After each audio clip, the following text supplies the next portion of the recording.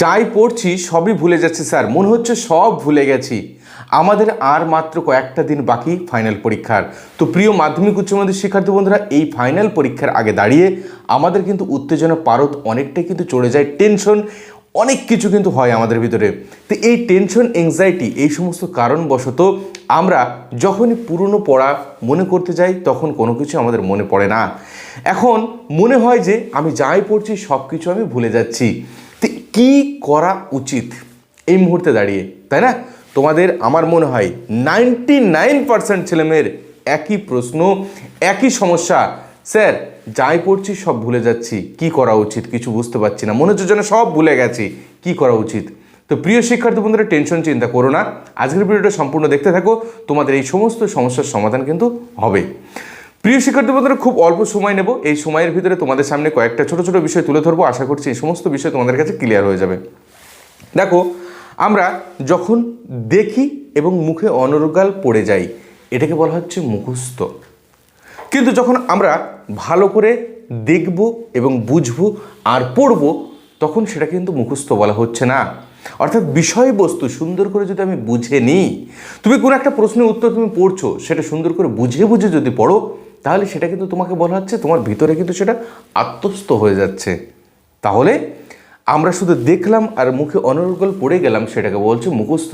এটা করলে তুমি ভুলে যাবে, সত্যি ভুলে যাবে, মাথাটা কিন্তু তোমার ফাঁকা হয়ে যাবে, পরীক্ষার হলে যে ঠিকঠাক মনে করতে পারবে না। কিন্তু তুমি আজকে দুটো লাইন খুব মনোযোগ দিয়ে সুন্দর করে পড়ো, কি বলতে চাইছে একটু বুঝে পড়ো, যেটুকু পড়ো নিট পড়ো, ক্লিন পড়ো, বুঝে বুঝে পড়ো, তাহলে দেখবে পরীক্ষার হলে তুমি মুখস্থ করার দরকার নেই, পরীক্ষার হলে ওইটা তুমি কিন্তু প্রশ্নটা যদি পরীক্ষায় আসে তুমি সুন্দর করে লিখতে পারবে।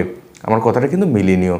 এইবার অনেক সময় আমরা পড়ার পরে যদি একটু লেখা প্র্যাকটিস করি, যদি মনে হয় যেন আমি ভুলে যাচ্ছি, চলো একটু খাতা নিয়ে লিখতে বসো তো, কোনো একটা প্রশ্নের উত্তর অবশ্যই লেখা প্র্যাকটিস করো তো, তাহলে দেখবে তোমার মনে রাখাটা কিন্তু আরও বেশি সহজ হয়ে যাচ্ছে।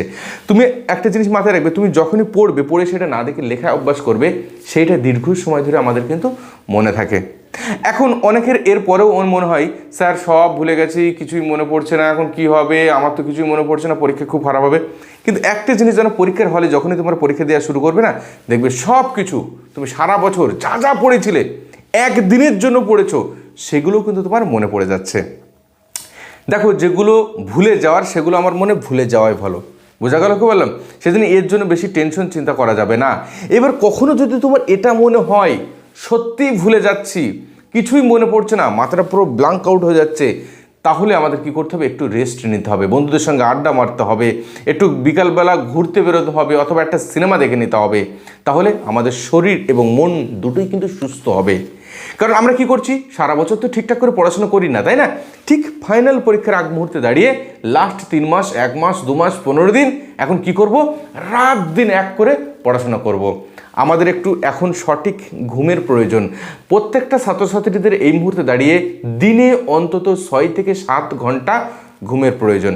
কিন্তু আমরা কি করছি, মোটামুটি যারা একটু পড়াশোনার চাপ বেশি নিচ্ছ, হয়তো 3 ঘন্টা, কেউ 4 ঘন্টা পড়াশোনা করছো।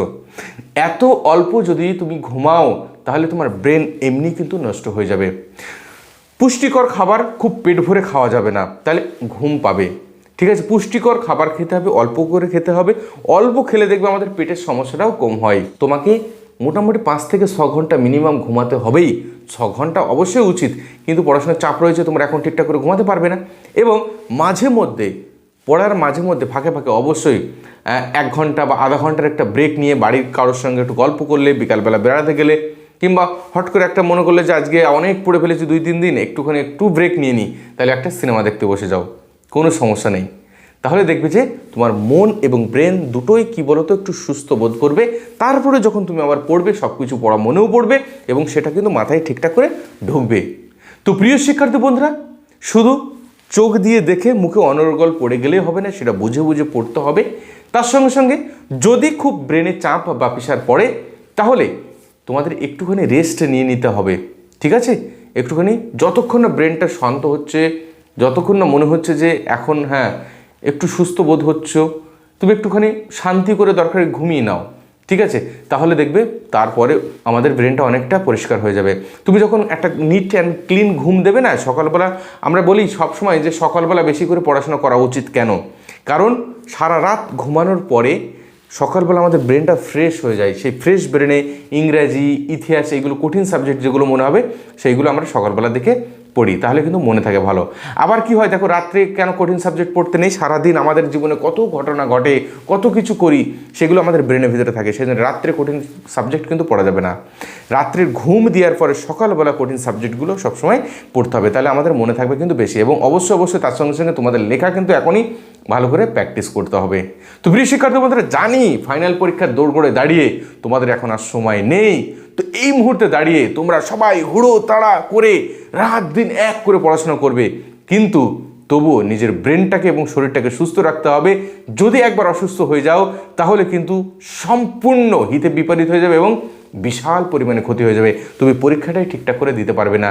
সেই জন্য তোমার হেলথ, পড়াশোনার যা সময় সারা বছর কেটে গেছে, এখন পরীক্ষার আগে যত খুব বেশি পড়াশোনা করে কিন্তু আহামরি কিছু লাভ করতে পারবে না।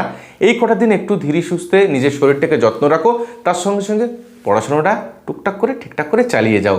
যদি খুব বেশি চাপ হয়ে যায় ব্রেনের উপরে, ওই যে বললাম, সিনেমা দেখতে যাও, বাড়ি কারোর সঙ্গে গল্প করো, বন্ধুদের সঙ্গে আড্ডা মারো, কিংবা বিকেলবেলার দিকে একটুখানি হেঁটে এসো, তাহলে দেখবে অনেকটা সুস্থ বোধ করবে এবং পড়াশোনার প্রতিও মনোযোগ হতে পারবে।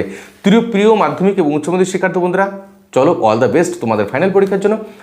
আমাদের কিন্তু এই ইউটিউব চ্যানেলে তোমাদের প্লে লিস্ট রয়েছে মাধ্যমিক সাজেশনের, এবং উচ্চ মাধ্যমিকেরও প্লে লিস্ট রয়েছে, যেখানে তোমরা কিন্তু ফাইনাল পরীক্ষার সমস্ত সাবজেক্টের ফুল অ্যান্ড ফাইনাল সাজেশন পেয়ে যাবে। যে প্রশ্নগুলো দিয়েছিলাম সেই প্রশ্নগুলোই সুন্দর করে পড়ে ফেলো, এখান থেকে সমস্ত প্রশ্ন তোমরা কিন্তু কমন পেয়ে যাবে। All the best. আরও একবার সকলে ভালো থেকো, সুস্থ থেকো এবং নিজের পড়াশোনাটা জোর কদমে চালিয়ে যাও।